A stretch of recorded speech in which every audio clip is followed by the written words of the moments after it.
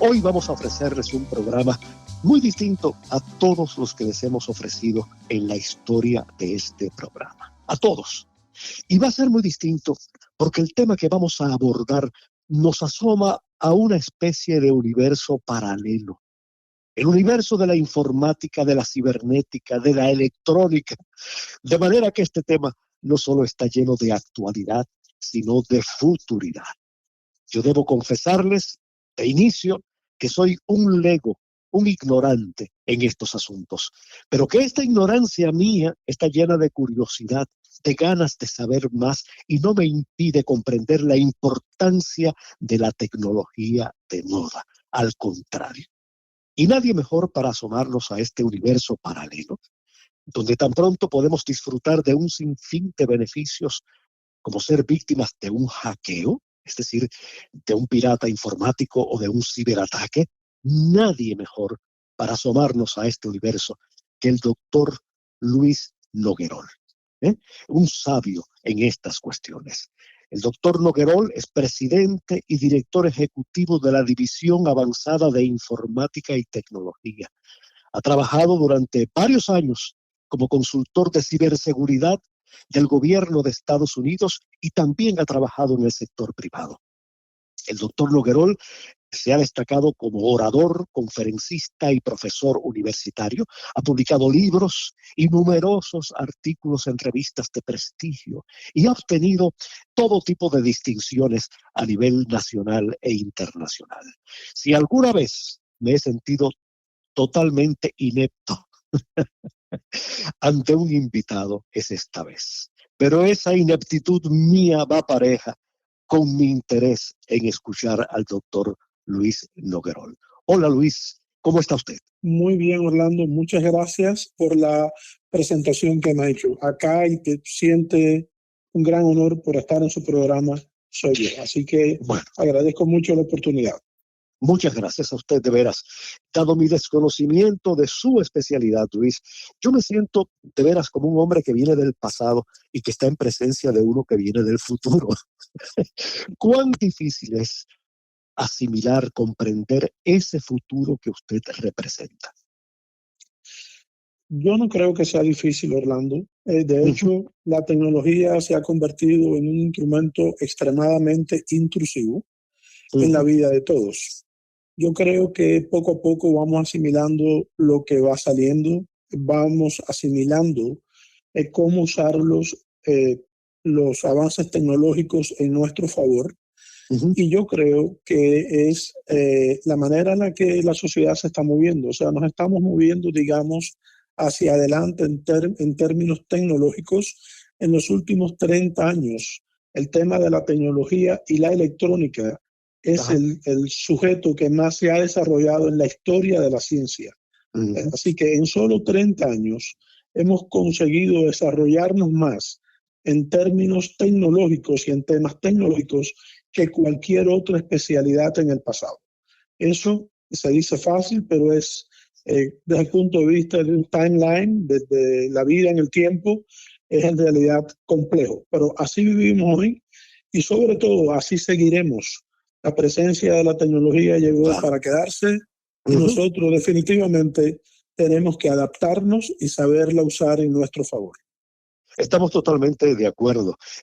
Yo debo decirle que entre los grandes problemas que confrontamos algunos a la hora de lidiar con estos temas está el vocabulario, ¿no? Están palabras como cibernética, informática, hackeo, phishing. ¿Qué es, para aquellos oyentes que nos están escuchando en estos momentos y no lo saben, qué es la cibernética en palabras muy simples? La cibernética, de la manera más fácil que yo lo puedo explicar, es el uso de aplicaciones y teorías matemáticas en la tecnología. La tecnología, cuando hablamos de tecnología en el mundo actual, Orlando, nos referimos básicamente a dos componentes. Esos componentes son software y hardware. El software son las aplicaciones, lo que podemos usar, pero no podemos tocar. Y el hardware, de la manera más sencilla de entender, es todo aquello o todos los dispositivos electrónicos que se pueden tocar físicamente. Entonces, la cibernética es la utilización de teorías matemáticas, métodos matemáticos y aplicaciones en los dispositivos de hardware, y todo eso componen el ecosistema, que es lo que se conoce como información y tecnología. Hay un problema también en la cuestión de la traducción de los términos, ¿verdad? Porque muchos de estos términos solo existen en inglés. Software. Así es. No hay un término para eso. No, estas palabras en inglés o en tecnología se conocen como palabras cognadas. Por ejemplo, la palabra short que nosotros usamos en español es la abreviación del short pan. Y no hay una palabra que yo conozca al menos para decir en español lo mismo. Así que lo mismo ocurre con el vocabulario técnico. Es exactamente tal y como usted dice, la palabra software no existe en español, aunque mucha gente dice aplicaciones y entienden aplicaciones como software. De todas maneras, la reflexión importante a tener en cuenta es que software es algo y aplicaciones son otras, o sea, otras cosas. Pero en sentido general, digamos que el software son las aplicaciones. Supongo que eventualmente el idioma español, que se ha nutrido a través de los siglos de otros idiomas, acabará incorporando muchas de estas frases y palabras a su propio caudal, ¿no? Claro, yo supongo lo mismo. Además es necesario. Le voy a hacer un comentario. Sí, o sea, a mí me da trabajo, y esto quizás no sea algo para nada cómico, ¿no? Porque yo vine hace solo 23 años. Y a mí me da muchísimo trabajo hablar de tecnología en español. Así que me he acostumbrado al tema en inglés porque es lo que he hecho siempre y es lo que trabajo todos los días, pero definitivamente tendrá que haber un momento en el que concurran el español y el inglés en términos técnicos, en sentido general. Bueno, y tiene que darle trabajo, Luis, porque definitivamente muchas de estas palabras no existen en nuestro idioma. Así que tiene que sorprenderse a sí mismo tratando quizás de decirlas en español y descubriendo que no existen. Créeme que da trabajo, Orlando. Da trabajo. Me he sentido atrapado en eso muchísimas veces. Lo entiendo. ¿Qué es el hackeo, por ejemplo?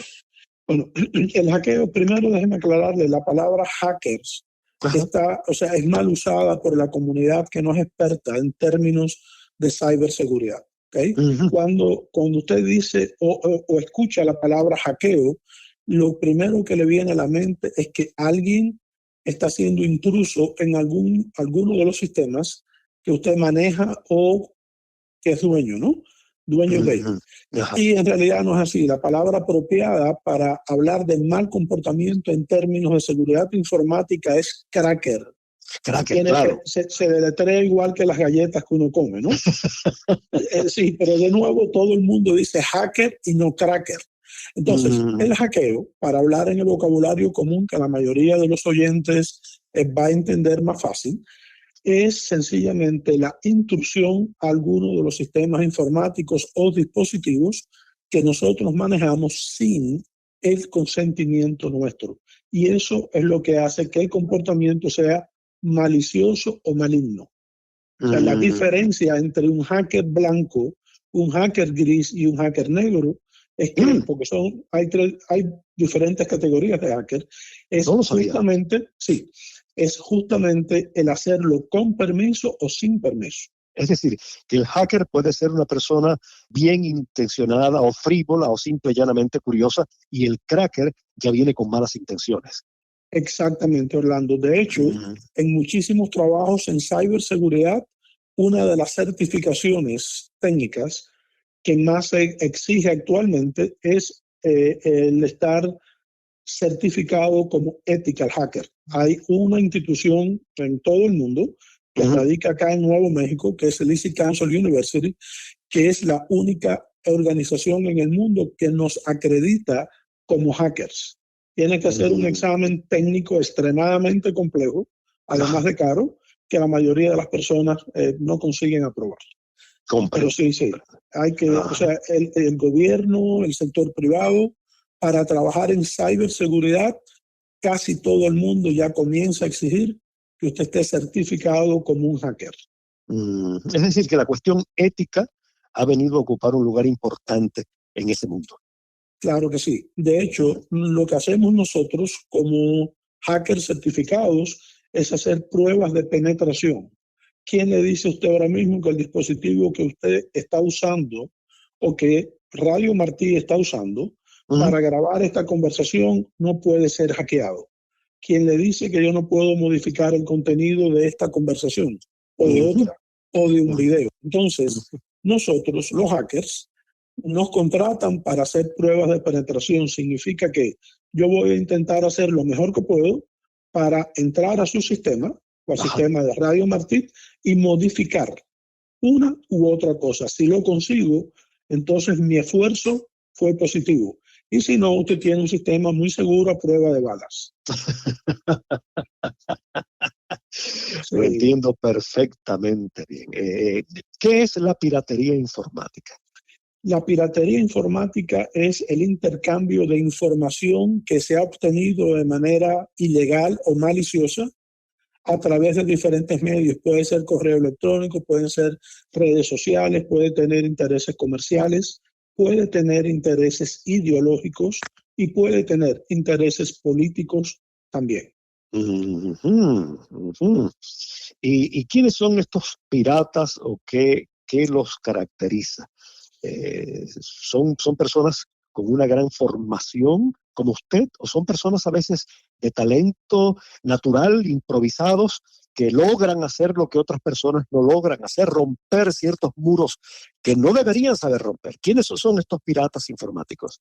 Esa es una pregunta muy interesante, Orlando. Bueno, yo diría que hay parte de los dos grupos que ya usted mencionó. Por ejemplo, le voy a poner el ejemplo más cercano.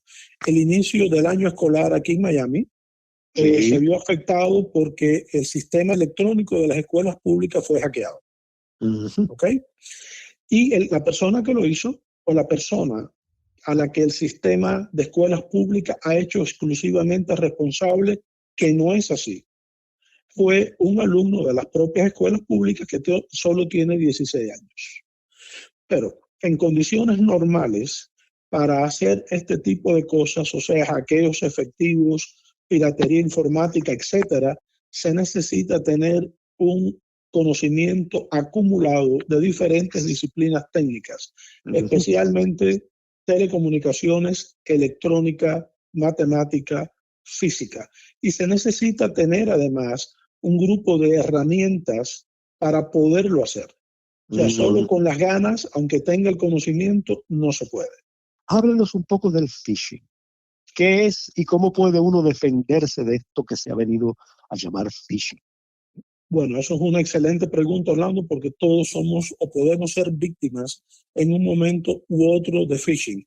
El phishing es la posibilidad de acceder a un sistema informático vía email. O sea, cuando se dice phishing, estamos hablando de básicamente 3 componentes que se pueden incluir en un email. Esos componentes son un archivo adjunto de cualquier tipo, puede ser un link, o sea, el URL, eso que nos sale underline para que nosotros le hagamos clic, ese es el más común, y puede ser también a través de un spam. El spam, por definición, son los correos electrónicos que usted no solicita, pero que le llegan sin pedirlo. Así que esas son las 3 maneras más comunes del phishing.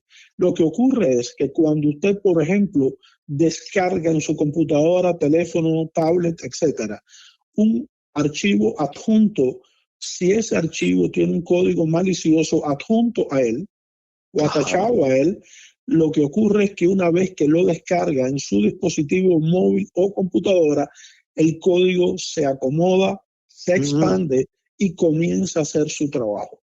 Eso es el phishing. Parte del trabajo del phishing sería, por ejemplo, tomar información de su computadora de todo tipo, credenciales, o sea, credenciales para acceder a su cuenta de banco, credenciales para acceder a su correo electrónico de Radio Martí, credenciales para acceder a su sistema de nómina. Todo eso, el phishing, si fue efectivo, se conocen como rootkits. Los rootkits crean una puerta trasera y a través de esa puerta trasera envían su información a la persona o sistema que hackeó su cuenta a través de un phishing. Pero hay otros muchos más. Está, por ejemplo, el phishing con V.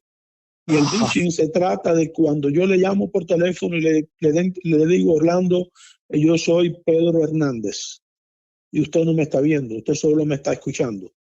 Y entonces hablamos de la entrevista, etcétera, y usted no sabe en realidad que no está hablando con Pedro Hernández, sino con Luis Noverol. Eso se llama phishing. Es otra característica. Y así hay muchos tipos más de malwares y acciones que puede ejecutar una persona con malas intenciones para comprometer su sistema. ¿Y cómo puede defenderse uno de esto? Uno está bastante desamparado si uno no es un experto en estas cuestiones, ¿no? La verdad que necesitamos educarnos, Orlando. Esa es la realidad. Ahora, algunos signos que son obvios. ¿Qué cosa queremos evitar?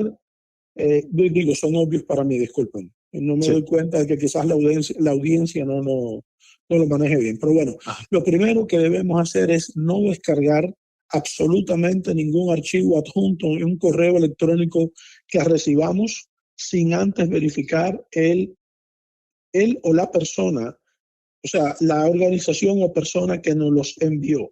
Yo sé que el hábito de llamar por teléfono no existe, no lo entendemos, pero esa es la primera. O sea, una vez que lo descargó, el daño está hecho. Segunda cosa, si está hablando de una dirección electrónica a la que el correo le dice o sugiere que le haga un clic, o sea, que lo abra. Usted quiere solamente, en vez de hacer el clic, poner el mouse sobre esa línea que está subrayada. Eso se llama hover. H-O-V-E-R. No sé la palabra en inglés, no creo que exista. Entonces, cuando usted hace eso, en el background, en el fondo le va a salir si esa URL o enlace, esa es la palabra correcta en español, si ese enlace en realidad es quien dice ser. En otras palabras, yo recibí algo en mi correo de Orlando y Orlando me dice, Luis, por favor, para la entrevista, descarga este archivo. Y ahí viene el enlace para yo descargarlo o para hacer clic en él, ¿verdad? Yo voy a ponerme sobre el enlace sin hacerle clic. El pecado está en hacer el clic. Y yo voy a poder ver si en efecto el enlace viene de usted y de Radio Martí o si viene de otro lugar. Eso es uno. Dos, cuando usted recibe algo que definitivamente no se siente cómodo, debe reportarlo. Todos los proveedores de correo electrónico, sin excepción, le dan la posibilidad de reportar los correos que usted recibe como spam o phishing. La diferencia es que el spam, por definición, es aquel correo que usted recibe sin pedirlo. Por ejemplo, un correo de Sears pidiéndole que le venda, o sea, que le compre un par de zapatos. Y el phishing no tiene el mismo objetivo. El phishing es algo malicioso intencionalmente. Entonces, lo otro que puede hacer es reportarlo. Reportarlo en el propio correo electrónico. En el propio correo electrónico. Sí, en el propio correo electrónico. Cuando lo reporta como phishing, no solamente lo bloquea y desde ese dominio no le va a poder entrar absolutamente nada más, sino también que lo envía a la compañía que le está proveyendo el correo electrónico, por ejemplo, Yahoo o quien sea, por decir alguien, y ellos se ocupan de hacer el análisis de ese dominio y bloquearlo o no para todo el mundo. Yo quisiera, Luis, que usted nos hablara de su trabajo como consultor de ciberseguridad, tanto para un gobierno como para un sector privado. ¿En qué consiste ese trabajo? ¿Cuáles son sus responsabilidades como consultor? Bueno, claro que sí. Como consultor yo me especializo en forénsica digital, recuperación de datos y pruebas de penetración. Eso significa que como consultor, las empresas y el sector, bueno, y las personas también cuando se trata de recuperación de datos y forénsica digital, me contactan para que yo me ocupe de recuperar, por ejemplo, alguna foto que se borró, algún archivo que se borró, un documento que se borró. No importa las teorías de si se puede recuperar o no, bajo condiciones muy específicas, sí se puede recuperar aunque lo haya borrado de donde quiera. Eso es uno. Dos, yo trabajo, o sea, en mi propia compañía, yo trabajo, le ofrezco servicios al distrito 11, que es la corte de la ciudad de Miami, para hacer forénsica digital. Eso significa que, por ejemplo, cuando hay alguien acusado por el FBI de tráfico de pornografía infantil, me contactan a mi compañía. Yo soy uno de los 9 expertos para la Corte de Miami, que estamos acreditados, y yo me ocupo de hacer el análisis forénsico para acabar diciendo que la persona X entró a una página de pornografía infantil, descargó tantas fotos, estas son las fotos, y creo todo un mapa de tiempo con las evidencias específicas. Y lo otro que hago como consultor es pruebas de penetración. O sea, me contacta para que yo le pruebe el sistema informático de ustedes, para ver si puedo entrar como si fuera alguien de la calle, si puedo borrar algo, si puedo modificar algo. Entiendo. Es un trabajo apasionante, ¿no? Es como un detective. Esto es ser detective digital, por eso se llama forénsica digital. Claro, entiendo. Es fascinante. Esto es, al menos para mí, es mi vida. Sí. ¿No? Luis, yo quisiera preguntarle algo. Sabemos que en fechas recientes el gobierno de Estados Unidos fue blanco de varios ciberataques. ¿Podrían haberse prevenido esos ataques? Orlando, primero que todo quiero volver a darle las gracias por la presentación y el hecho de que seamos coterráneos. Intentaré no llorar porque lo hago con facilidad. Solo el que lo mencione es para mí un motivo de orgullo muy grande. No solo el ser cubano, también el ser oriental. Así claro, que el orgullo es nuestro. Agradezco mucho la presentación. No. Entonces es mutuo en el mejor de los casos. Pero muchas gracias. ¿Cómo no? Me preguntaba de lo que ocurrió en el gobierno hace unos meses. Sí. Como usted dijo al inicio, yo trabajo para el gobierno federal también. Soy oficial federal, trabajo para el Departamento de Comercio y nosotros fuimos una de las 5 agencias que fueron comprometidas en este ataque. Así que la primera pregunta que usted me hace es si es posible eliminar este tipo de ataques. La respuesta es no. Pero en este caso en particular, solo para explicarles muy rapidito qué fue lo que ocurrió esta vez. Esta vez todo estuvo relacionado con una aplicación que se llama SolarWinds, que es una aplicación americana que se usa en muchísimas agencias del gobierno, que usan las principales instituciones financieras del mundo, entiéndase Bank of America, Chase, el Banco de China incluso, y en total hubieron 18,000 instituciones, organizaciones afectadas, incluido las 5 agencias del gobierno que usted mencionó, el Homeland Security, o sea, el Departamento de Seguridad Nacional, el FBI, el Departamento de la Fuerza Armada también. Nosotros fuimos afectados también en el Departamento de Comercio. Yo trabajo específicamente para la NOAA como oficial de la seguridad de la información. Esta es una de las veces en que el inglés me afecta, ¿eh? Pero bueno. Sí, entonces lo que ocurrió fue básicamente que muchas de las organizaciones que estaban usando esta aplicación, SolarWinds, que es una de las aplicaciones más robustas en el mundo, descargaron una actualización. El código malicioso era parte de esa actualización específica. Así que, ¿cómo lo descargamos? Una vez que la aplicación estaba en los sistemas, se comenzó a mover de manera lateral específicamente. Y eso significa que comenzó a ocurrir algo que se conoce como escalación de privilegios. Y de esa manera, el software malicioso o las aplicaciones maliciosas que estaban incluidas en la actualización se comenzaron a diseminar por todos los sistemas, tomaron control de las bases de datos y mandaron o comenzaron a mandar información confidencial e información de los usuarios, en el caso de los bancos, a ese grupo que atacó los sistemas a través de SolarWinds, que es el nombre de la aplicación que esta vez generó el problema. Algo serio, de verdad, ¿no? Algo muy serio. Algo extremadamente complicado. Aquí hay muchísima información de seguridad nacional que están en otras manos. Hay información de los clientes de muchísimos bancos, información de todo tipo, desde su Social Security, dirección, todos los detalles que se necesitan para abrir una cuenta de banco están en el mismo lugar, en las manos de no sabemos quién. Todo apunta a que el ataque vino de países europeos. Desde el punto de vista técnico, todo indica que haya sido así. De todas formas, en este momento, nosotros seguimos investigando y seguimos tratando de descubrir cuán profundo, complejo y dañino fueron los ataques en los sistemas nuestros.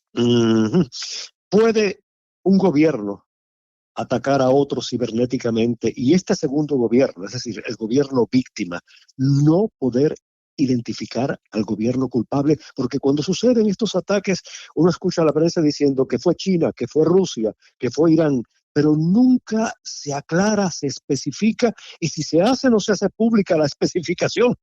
Claro. ¿Es cierto que un gobierno puede ser incapaz, un gobierno como el norteamericano, de averiguar qué país fue el que lo atacó? A ver, usted hace unas preguntas que son las mejores preguntas que me han hecho en el mundo. No, de veras, son muy buenas preguntas, muy buenas preguntas. Bueno, nada, soy un curioso. De veras, muy buenas preguntas. La respuesta a su primera pregunta es sí.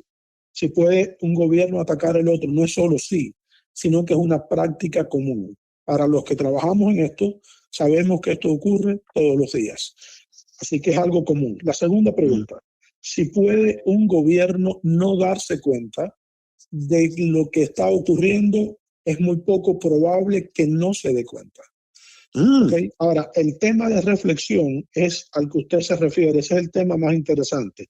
Y es, ¿por qué no se habla de esto públicamente? Bueno, usualmente cuando nosotros remediamos, que es la palabra correcta en inglés y español, remediamos un ataque o hacemos que el ataque cese, usamos una serie de técnicas y herramientas que obviamente no queremos compartir, porque sería lo mismo que decirle al malo, que es la palabra que a mí me gusta usar, sabes que no lo hagas la otra vez de la misma manera, porque yo me di cuenta que lo hiciste por esto y lo detuve de esta forma. Pero sí se puede determinar con una certeza superior al 99%, o sea, estadísticamente hablando, sería un 1, sí se puede determinar de dónde vino el ataque sin excepciones. No hay excepciones. Eso es parte de la forénsica digital y es parte también de la recuperación de datos. No importa lo que usted borre, etcétera. Los ataques usualmente lo que hacen es que entran a su sistema, lo atacan, le comprometen los datos, envían los datos a donde ellos quieren, o sea, se los roban. Y el último paso de un ataque cibernético, que son 6, además, el último paso es limpiar, categóricamente hablando, así sería la traducción en español, limpiar todas las huellas que usted dejó. Usted es mejor hacker que otro cuando puede comprometer un sistema sin dejar huellas. Ahora, el hecho de no dejar huellas es muy relativo. Así que a nivel de gobierno, definitivamente, todos los gobiernos, creo yo, tienen la capacidad técnica para determinar que hubo un ataque, de cuándo a cuándo, qué sistemas fueron afectados y hacer todo un mapa del ataque hasta concluir qué ocurrió, cómo se puede detener y qué se puede hacer para evitar exactamente el mismo tipo de ataque. Si es ¿y quién fue responsable también, no? Claramente, con certeza. No importa que usted se cambie la cara, siempre se puede conseguir la suya. ¿Qué rol, Luis, ha jugado la piratería informática durante la pandemia? ¿Ha disminuido el rol que puede haber tenido o ha aumentado el rol? ¿Cómo ha participado la piratería informática en la pandemia? Qué buena pregunta, Orlando. Esa todavía es mejor. Le voy a dar un dato del Instituto Ponemon de los Estados Unidos. Durante la pandemia, comenzando el lunes 16 de marzo del año 2020 hasta diciembre 31, la cantidad de ataques informáticos como consecuencia de la COVID-19 ha aumentado un 605%, número exacto, 605%. ¿Por qué? Esa es la consecuencia. ¿Por qué, Orlando? Esa es también muy buena pregunta. Muchas personas ya trabajábamos esporádicamente desde la casa, ¿ok? Pero una cosa es hacerlo un día y otra es hacerla de manera permanente. El Spectrum, los vectores de ataque, que es como se llama correctamente, los vectores de ataque se incrementan de manera sustantiva cuando usted no se encuentra trabajando desde dentro de su lugar de trabajo, porque en su lugar de trabajo usted tiene una serie de componentes físicos y lógicos que no puede tener en su casa. Primero, por el costo. Y segundo, la mayoría de ellos no los venden a personas privadas. No importa el dinero, se trata de organizaciones, se trata de controles del gobierno, etcétera. Entonces, usted en su casa lo mejor que puede hacer es, en sentido general, asegurarse que su computadora no tenga virus, necesita hacerle las actualizaciones frecuentes, etcétera. Y también puede hacer una conexión segura, entre comillas, con algo que se llama VPN, que lo que hace es que crea un túnel virtual entre su máquina, entre su computadora, discúlpeme, y su lugar de trabajo. Supuestamente ese túnel no se puede interrumpir porque si se pincha, y es la palabra que más se me ocurre, la más cercana al español, si se pincha el túnel, si se perfora el túnel, la comunicación se va a interrumpir. Pero eso no ocurre en condiciones normales. Así que todo el mundo ahora, como consecuencia de la pandemia, que ha sido un desastre, está trabajando desde la casa. Y como consecuencia, la cantidad de vulnerabilidades que existen en su computadora y el canal de comunicación es inmenso. Es tremendo, ¿no? Incluso en una tragedia internacional como la que está teniendo lugar en estos momentos, hay personas dispuestas a hacer daño, a perjudicar a otras personas. Es el momento más apropiado para hacer este tipo de daño. Y considerando la dependencia tecnológica con la que vivimos hoy, pues el asunto es aún mucho, mucho más complicado. Por supuesto. No sé si tengamos un segundo, si tenemos un minuto, quiero relatarle algo muy rápido. En algún momento yo trabajaba para otra organización del gobierno. Ajá. Y a las 2 de la mañana, trabajaba en el turno de por la noche, a las 2 de la mañana había algunos monitores que me llamó muchísimo la atención. Yo era el escalation leader en ese punto, así que no tenía a quién escalarle el problema y acabé salvándole la vida a 11 personas de una sala de terapia intensiva en el Mount Sinai de Tennessee. Eso salió en la televisión y en la prensa escrita en el año 2012. ¿Cómo? Díganos de manera muy sencilla qué fue lo que pudo hacer usted. Ok, lo que estaban tratando de hacer era interrumpir el suministro de oxígeno en una de las salas de terapia intensiva del Mount Sinai de Tennessee, de Memphis, Tennessee.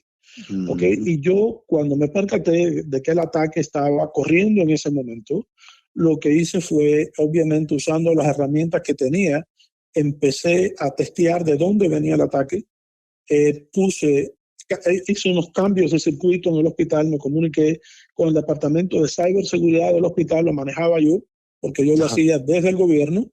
Ajá. Y pude definitivamente interrumpir el ataque 100%. Por eso fue que en ese momento salió en la prensa en inglés, etcétera. Fue algo relevante, creo o no. Es lo más importante que he hecho en mi vida. Por supuesto, no podré repetir, porque salvarle la vida a 11 personas fue algo increíble. Así que de esto se trata la tecnología hoy, Orlando. Todo está controlado por tecnología, lo creamos o no, y todo eso se puede comprometer. Y eso es un gran problema. Usted ha publicado más de un libro, pero el más reciente es un libro sobre el liderazgo en ciberseguridad. Sé que el título en español, o parte del título es ese, liderazgo en ciberseguridad, pero tiene una segunda parte ese título. Y yo quisiera que usted compartiera con los oyentes lo que quiere decir esa segunda parte en español y que nos hable de este libro. ¿Cuál es su propósito? Ok, Orlando, bueno, muchísimas gracias por la pregunta.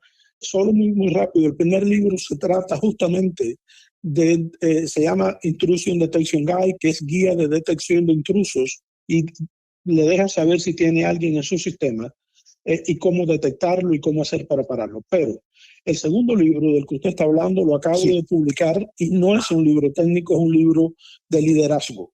El título del libro en inglés es Leadership in Cybersecurity, Sweet Talkers Effect. La primera parte en español es exactamente como usted dice, liderazgo en ciberseguridad, pero la segunda, Orlando, es la más importante, ¿ok? Porque es lo que hace que en realidad el libro sea válido. Y el Sweet Talker Effect yo lo traduciría al español como el efecto de los charlatanes en términos de ciberseguridad. ¿Qué quiero decir con esto? Cuando usted toma una decisión con relación a un tema del que usted no conoce, las probabilidades de que la decisión no sea buena es muy grande. Exactamente lo mismo ocurre en términos de ciberseguridad. ¿Okay? Ocurre también de manera práctica y desafortunadamente común que la mayoría de las personas, lo crea o no, que están en posiciones altas en la empresa privada y en el gobierno, Ajá. pueden ser expertos quizás en un tema de tecnología, pero no en muchos. Y la ciberseguridad se trata de todo en uno. Así que el libro lo que hace es una aproximación desde el punto de vista científico, después de muchas entrevistas, entrevistas cara a cara que yo tuve con ejecutivos de alto nivel de 3 continentes, Ajá. porque voy a muchas conferencias internacionales, etcétera. Eh, También, o sea, el libro es el resultado de una investigación científica cualitativa que usa el caso de estudio para probar el efecto que tienen esas personas, esos charlatanes, digamos, Ajá. cuando toman decisiones relacionadas a tecnología o seguridad electrónica sin tener los conocimientos necesarios. Parte del libro es un proceso de triangulación de las entrevistas cara a cara, entrevistas electrónicas, o sea que la información se colectó de manera electrónica, la aplicación de un método específico, no solo cualitativo, por el caso de estudio, son métodos científicos, y concluye que en efecto cuando las personas tomando decisiones en términos de ciberseguridad no son expertos, pues crean un problema extremadamente grande. Claro. También, Claro. para terminar, o sea, con la pregunta, el libro concluye que cuando los líderes a todos los niveles de las organizaciones no sienten la importancia o no consideran la ciberseguridad como el aspecto quizás más importante de la operación hoy en día, la empresa está llamada a tener muchísimos problemas e incluso, como le ha pasado a muchísimas, desaparecer. Claro, bueno, yo creo que esa advertencia que usted nos hace se va más allá de la cuestión ya de la ciberseguridad y abarca muchas cosas, doctor, porque yo creo que en su libro también usted llama la atención sobre la falsa creencia de que para saber algo, para averiguar algo, solo hay que consultar Internet o las redes sociales, ¿no? Claro, Y usted claro. ha advertido lo que usted acaba de decir, que un empresario puede sufrir grandes tropiezos si no cuenta con la asesoría de un experto en este campo. Así es. Imagínense usted que con todos los recursos que tenemos en el gobierno de los Estados Unidos y que tienen todos los países de una u otra manera, y los sistemas son comprometidos, aún con todos los recursos, que significa que ciberseguridad no se resuelve solo con soluciones técnicas, sino también con conocimiento. Y el conocimiento, en este caso, es conocimiento de ingeniería. Hay que estudiar telecomunicaciones, hay que estudiar electrónica, hay que estudiar matemática, hay que estudiar física, hay que estudiar este tipo de cosas, porque eso es lo que hace que los datos electrónicos, como la palabra lo indica, es electrónica, y se producen a través de procesos físicos, etcétera, se pueden proteger o no. Así que la percepción de que yendo a Google podemos hablar de cualquier tema, de medicina o ciberseguridad, es justamente lo que me motivó para escribir este segundo libro. No es así, hay que estudiar. En ese libro, si no me equivoco, usted utiliza una frase que me llena de curiosidad. Y esa frase es la inteligencia emocional en el marco de la ciberseguridad. ¿Qué es la inteligencia emocional? Ya veo que leyó el libro, es increíble.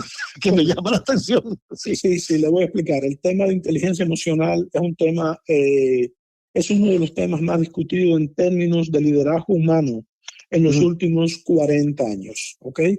Y por inteligencia emocional se conoce el concepto de que usted se ponga en mi lado o en mis zapatos, no es la palabra correcta, pero, o sea, es un tema de empatía. Inteligencia emocional es similar a empatía. Entonces, desde el punto de vista del liderazgo, es necesario que usted entienda la importancia de la ciberseguridad, que la sienta como yo la siento, para que usted como persona a cargo de esa empresa o en sus dispositivos personales entienda que le tienen que prestar atención, entienda que esto es un caso de vida o muerte. Le conté lo que yo conseguí hacer, y es un caso incluso de seguridad nacional. Déjeme decirle, Orlando, que el último párrafo de mi libro termina diciendo exactamente lo que le voy a decir. Es una frase que se me ocurrió, no la había escuchado antes.